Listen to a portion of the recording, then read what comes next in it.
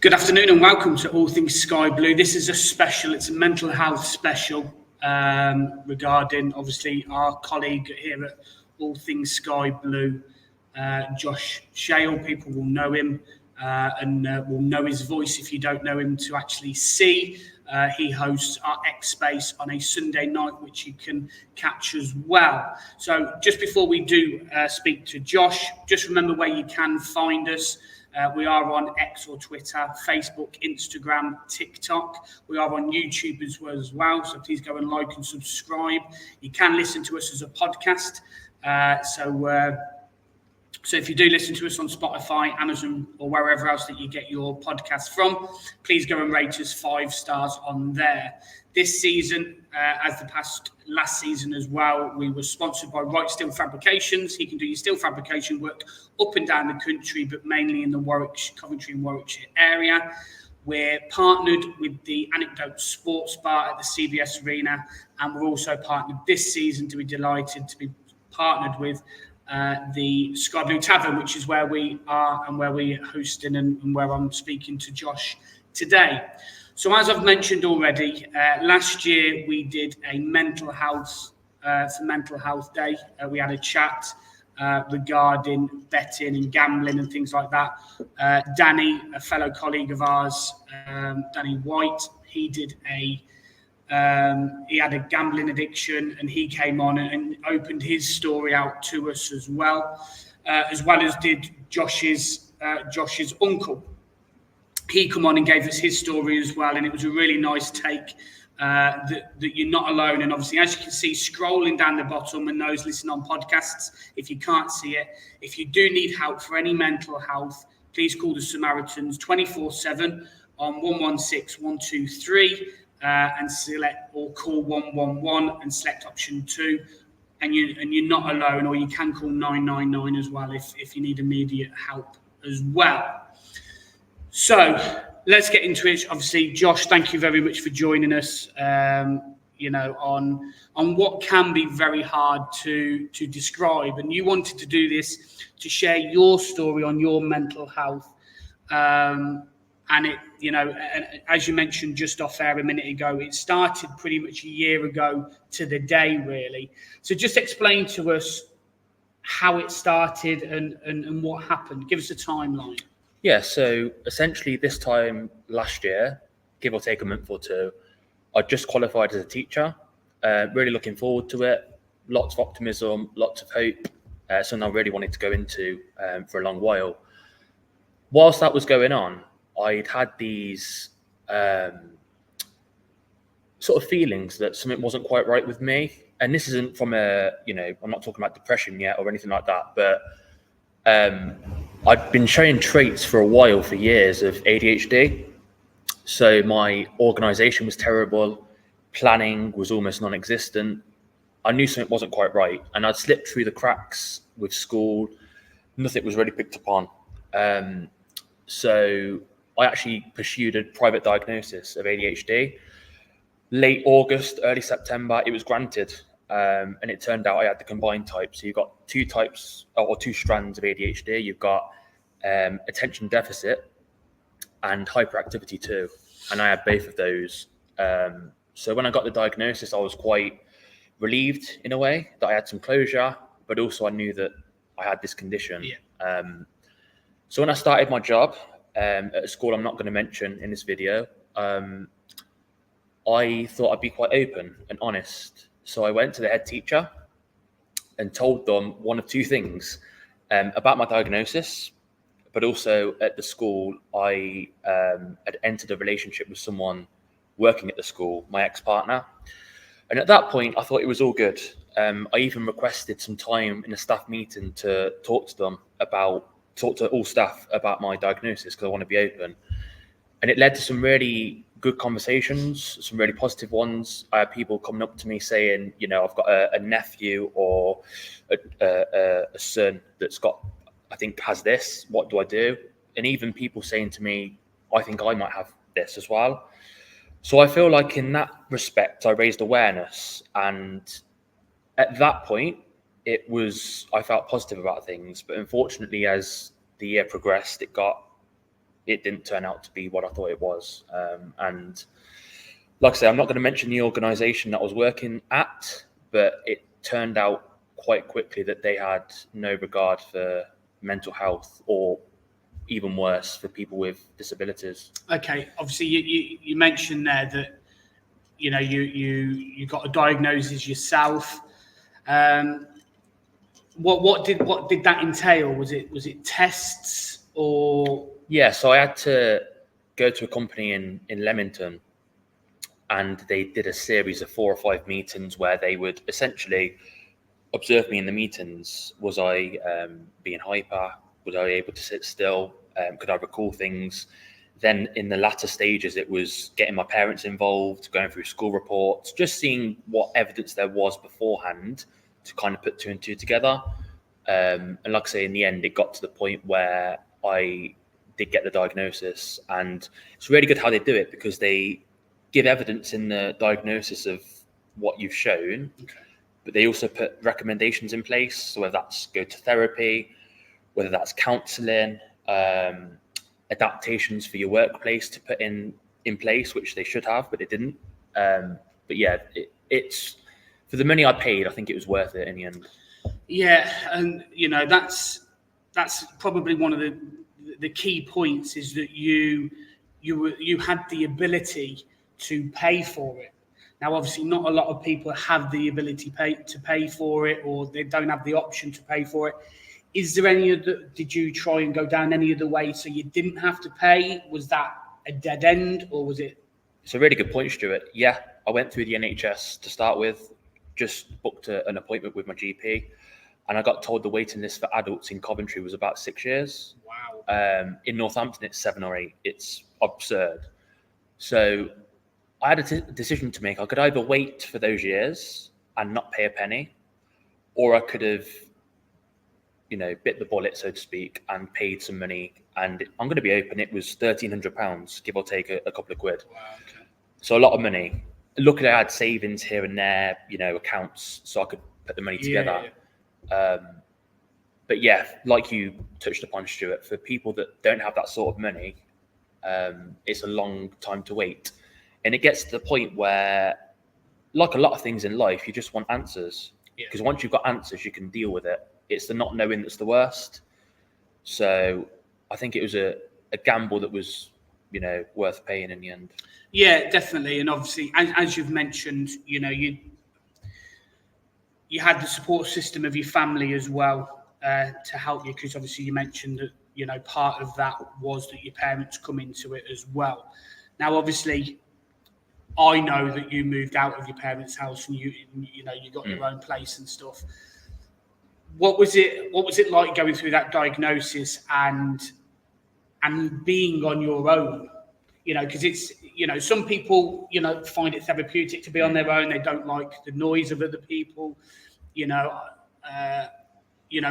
car, for me, sometimes I'd rather have no radio on at all. I like the music, don't get me wrong, but sometimes it's nice to listen to nothing, listen to the road, and it's kind of therapeutic. What was your coping mechanisms of being on your own when you're going through that as well? Because it's got to be quite hard. Yeah, it's very hard. Even, I'm not going to blame necessarily my diagnosis for this, but even simple things like doing your own washing and laundry was like a massive task. Like all these new things going on, like you mentioned, entering a new workplace as well.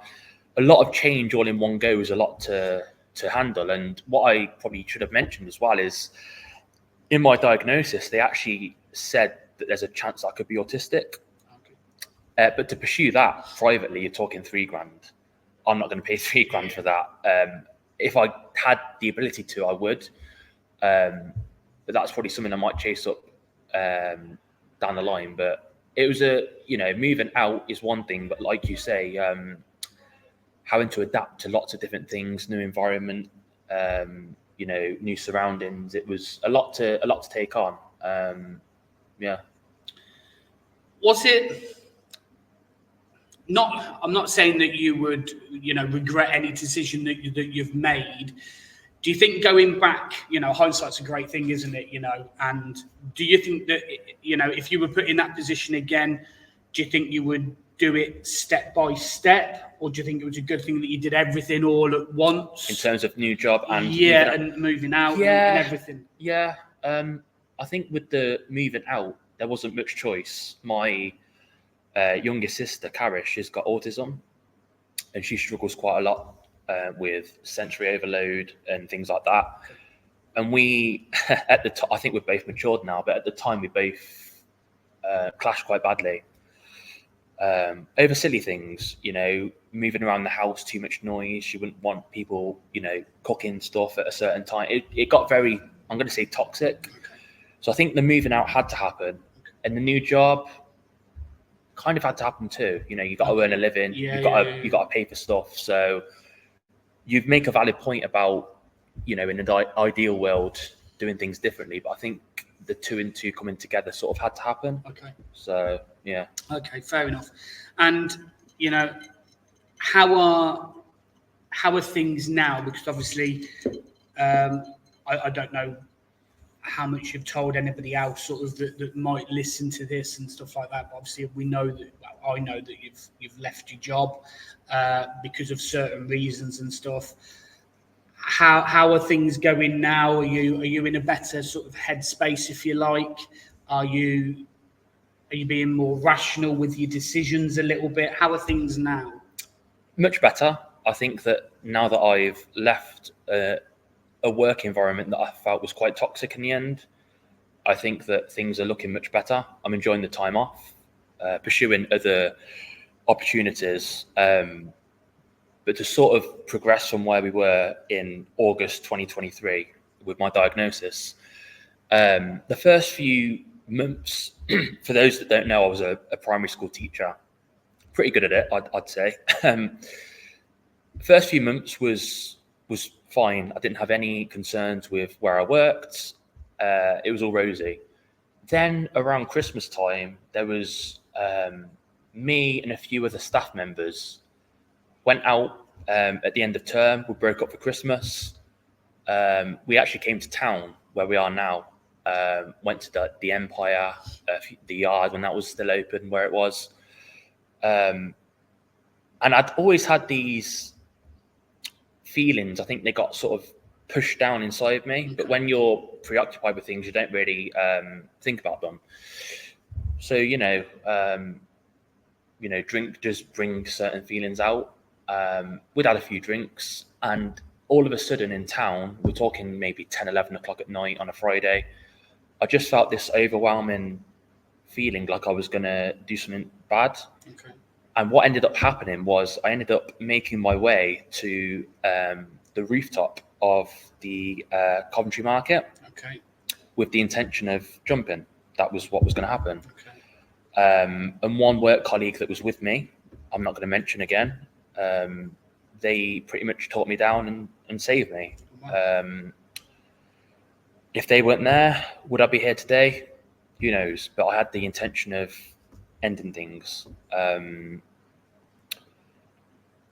was in that bad a place that even my girlfriend at the time was with us. I didn't want her in the ambulance with me, coming to the hospital. I wanted this person with me because they spoke sense. So I ended up going to hospital, talking to people. I got told that whatever I said would be held in confidence. It wouldn't go any further. That turned out to be a lie, because when I went back to work, so we're talking January time after New Year, about 3-4 weeks passed, and I'm teaching a lesson midway through, and another staff member comes in to sort of say, so-and-so wants to talk to you about something. So I went to this meeting. Again, I knew nothing about it. And they say, yeah, we've been made aware of an incident that happened during the Christmas period. They knew all the details, where I was, what I said. And they just wanted to, I guess, check in, which was fine. I was a little bit caught off guard because I thought I was promised confidentiality, but it's fine. So again, nothing work-wise, no concerns, nothing really. So we enter February then, and there's a February half term, sort of mid-Feb, and pretty much the same thing happens again. But this time I didn't go to a rooftop or anything. I simply went AWOL. My girlfriend couldn't find me in town. I wanted to be on my own. So she ended up contacting my mum saying Josh has gone missing in town. I ended up just walking around, just wanting to be on my own. So I think my mum did the right thing and called the police. Okay. And I was there waiting at the bus stop outside the not the Transport Museum. Where is it in town? I can't remember where it is. It's somewhere in town. Okay. It's a performance place. Belgrade, that's the one. And all of a sudden, these police arrive in like 2 police cars, and they say, "So-and-so, we're detaining you under the Mental Health Act." And I didn't say anything. I didn't have a go at them. Didn't name call, swear. Just sat in the police car. Off they took me to the Caledon Centre. Okay. I think I talked to one of the officers about Carv, believe it or not. I think he was a football fan. Okay. It was all peaceful, no problems. Within 2.5 hours, I was out of there, and they deemed me fit to go home. Didn't feel the need to call anyone. They thought I was in a good place, which I think I was. Wasn't going to do anything drastic. Went home, had the rest of half term. Anyway, first Monday back in school, in work. School day starts at 8:40, so the kids come in, get registered and whatnot. At 8:30, 10 minutes before that, I get a meeting again. You need to go and talk to so-and-so. So I went to this meeting. They were made aware of the incident much more rapidly this time. But they said that because it was the second time it's happened, they were going to medically suspend me. And they couldn't give me a time frame on how long that would be for. They just said, stay at home, don't do any school stuff, just go home. So to me, I'm like, as sad as this might sound, being at work is my normality. Okay. I don't think about things when I'm at work. I ended up being off work for 6 weeks with check-ins every couple of days. Who was you checking in with? I got phone calls from the head teacher at the school. Okay. To say, how are you? Some of those phone calls lasted about 15 seconds. Some of them lasted a little bit longer, but it was at that point where I thought to myself, something's not right. Because when I had one of my other meetings regarding a return to work, that got pushed back 2 weeks and they couldn't give me a reason why. Okay. And I still firmly believe that the school could not cater for me with someone that's neurodivergent. Okay. And I think that they did everything they could to basically keep me out the building. Okay. As that sounds very extreme, but it's what I was led to believe. That's what you think. Yeah, because in one of the other meetings regarding work, they then started going through social media posts that I posted. I think I used a hashtag that the school used, but put my own spin on it. I think I put something like, because I also got full pay, and that was to them, that was like a consolation prize. Right, okay. You're off work, but you get full pay. Yeah. It's not about the pay, it's about the work. I think I put a post up about I'm getting paid to watch EastEnders, play FIFA, watch COP, or something like that. They didn't like that. I stupidly spoke to a colleague that give the WhatsApp messages that I sent them back to the head teacher, where I said that the head teacher couldn't run a bath. Which I'm still waiting to be proved wrong on. Okay. There's a lot going on. And when I went back to work, so we're talking Easter time, it just wasn't the same. Easter time this year? Yeah, it just wasn't the same. Just very off, individuals walking down the corridor, head down. Just not very nice. Did you feel that they were being distant with you? Yes. Because they knew something that you didn't, essentially? Yeah. Okay. Staff weren't told why I was off, which is probably the right thing to do, out of confidentiality. It wasn't right. Okay. And what, I'm going into a bit of a tangent now, but it all makes sense in the end. An event that really, when I thought, something's not quite right here, I gave up my lunch times to play football with kids in my class. I was a year 5 teacher, and probably half the class would play football. So we're talking 15, 16, boys, girls. It was great. And on one of these lunch times, a boy that was in my class, who I'm obviously not going to name because that'd be weird, I noticed him being rough with another child, so kicking him when he didn't even have the ball, that sort of thing, and I sent him off. And it turned out that whilst he was walking off, this child was threatening to stab me and shoot me. In your workplace, Stuart, if someone, forget about the age for a minute, if someone was making those threats, what would you think as an employer? Well, it wouldn't be very good. And obviously, I'd report it and go to my seniors, you know, my manager and general manager and whoever else that you needed to speak to. So in this circumstance, I went to a meeting that I didn't get told about again.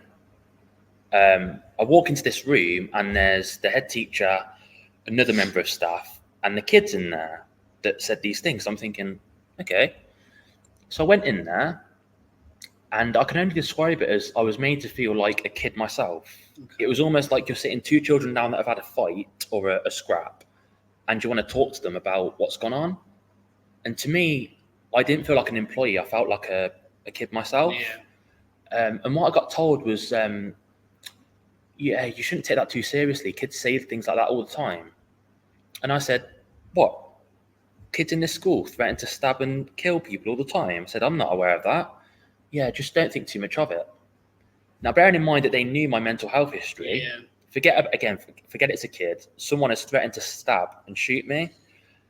There was no regard for my welfare. I think it's clear as day to see. And it, like I say, it was just constantly just, it was almost like it was petty in the end. Yeah. And it no longer got about the children. It was more about point scoring. I want to work at a school that puts children first, which is why I don't think that school was the right place for me, you know?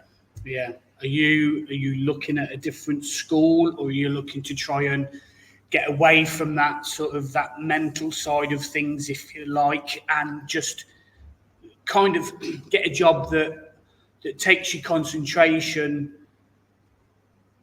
you know, away from everything else and just concentrate on that job, if you like, rather than, you know, everyday stuff? Because obviously, as you mentioned, when when you've got more time to think, I think you'd agree that that's when more sort of suicidal thoughts come into your head, and you need a job that kind of takes that element away from you a little bit, don't you? Yeah. I'm keeping options open. I did say that when I left said place, I was going to take a break from teaching. But I do genuinely think that teaching's where my qualities lie and strengths lie. So I've had a few conversations with organisations and agencies about going into teaching. Once again, I don't think I'm ready to, just settle in one place. Yeah. I think that maybe being a supply teacher or working across schools is probably the best option at this point to keep it light. I don't need to go home and worry about planning or what's gone on in the day. Yeah. But yeah, like you say, that routine's massive. Yeah. And I think what it boils down to is, I want to give my best to the children, because you're no longer a teacher. You're a counsellor, social worker, dietitian, all these things. And, it's a hard job to carry through, but you've got to realise that you need to be the best version of yourself possible, because you don't know what you're walking into. Yeah. So keeping my options open, and I'm hoping that before too long I'll be in a job that I actually enjoy.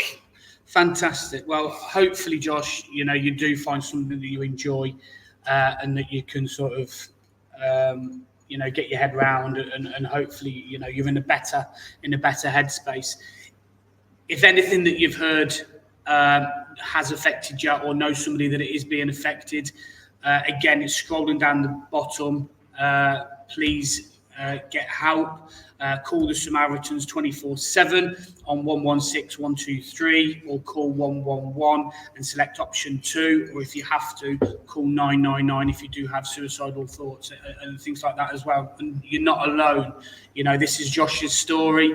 There's a lot of other people out there that have got the same story or similar stories to Josh. So please get help. If you need to, message me, message Josh on Twitter, X, Facebook, or wherever else, at Allthingsskyblue, if you don't want to direct it at one single person.